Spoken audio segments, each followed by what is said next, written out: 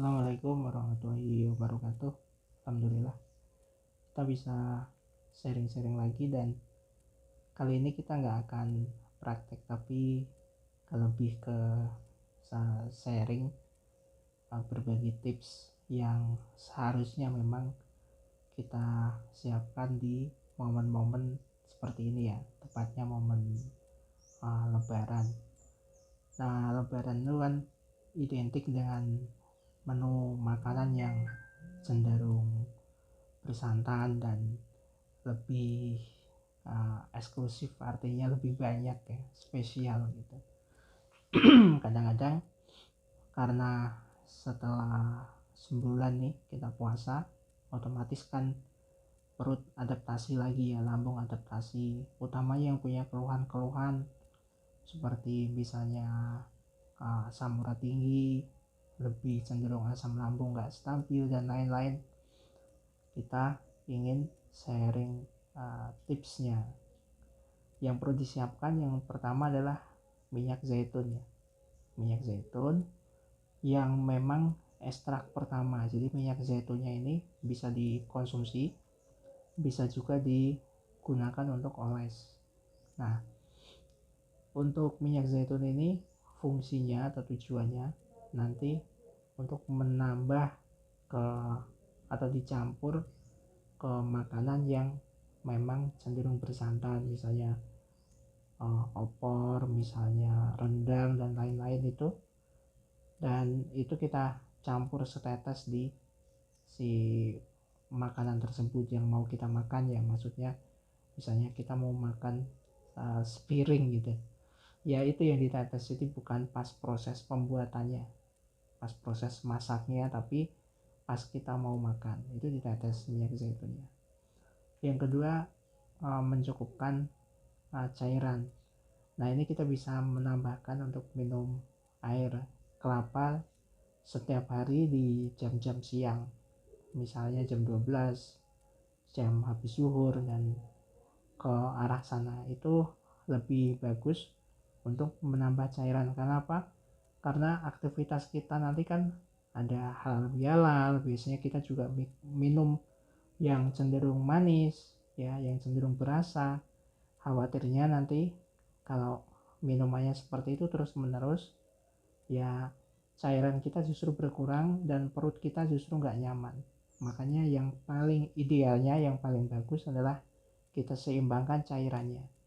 Selain kelapa hijau ini punya fungsi untuk meningkatkan cairan, dia juga bisa memberikan proteksi atau tambahan untuk menghapus virus-virus atau bakteri-bakteri yang masuk dari makanan-makanan atau minuman yang memang nggak sengaja kita konsumsi ya, seperti itu.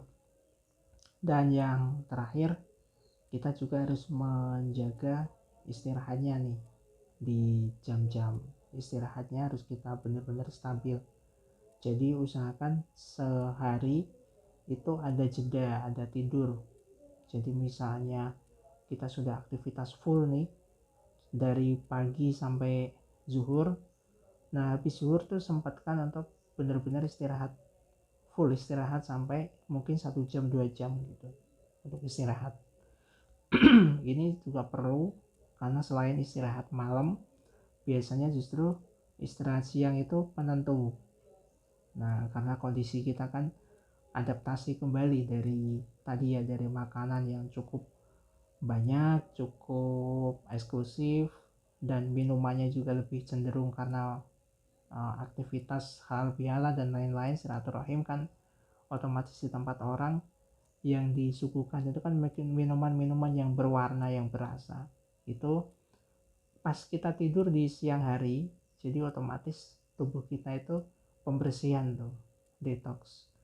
Perlu diingat, kita juga pernah sampaikan ya bahwa si organ atau si tubuh kita itu mempunyai sistem untuk pembersihan itu sendiri, detox. Jadi tanpa minum apa-apa, tanpa apapun posisinya, kalau kita istirahat, dia otomatis bekerja untuk membersihkan.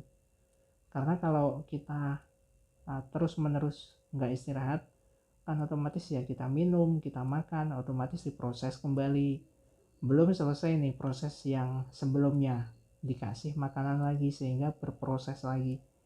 Akhirnya si organ kita kerja keras, numpuk pekerjaannya.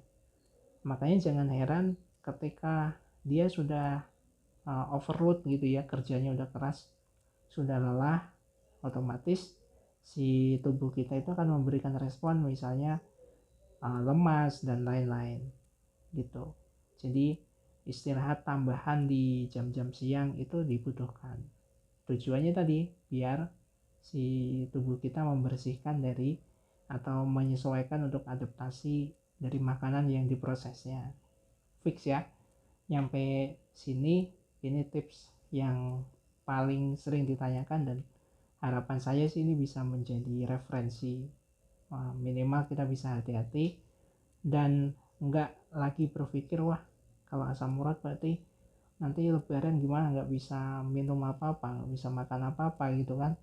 Nggak seperti itu tekniknya, tapi makan yang penting ada persiapannya. Jadi salah satunya minyak zaitun, cairannya cukup, istirahatnya cukup, ada istirahat tambahan. Menurut saya itu teknik sederhana persiapan, dan sebelum masuk di momen-momen aktivitas berikutnya, saya atas nama pribadi dan atas nama Hadi Edukasi, jika banyak sekali kekeliruan dalam sisi sharing, dalam menjawab pertanyaan, dan beberapa sikap mungkin yang memang gak seharusnya saya lakukan, saya meminta maaf di momen lebaran ini. Mudah-mudahan kegiatan apapun di hari-hari sebelumnya dan hari-hari ke depan selalu tetap menjemput keberkahan, menjadi salah satu acuan untuk kita bisa lebih berdaya, lebih produktif, dan bisa memberikan kontribusi terbaik untuk kita semua. Terakhir dari saya, salam sehat tanpa batas. Assalamualaikum warahmatullahi wabarakatuh.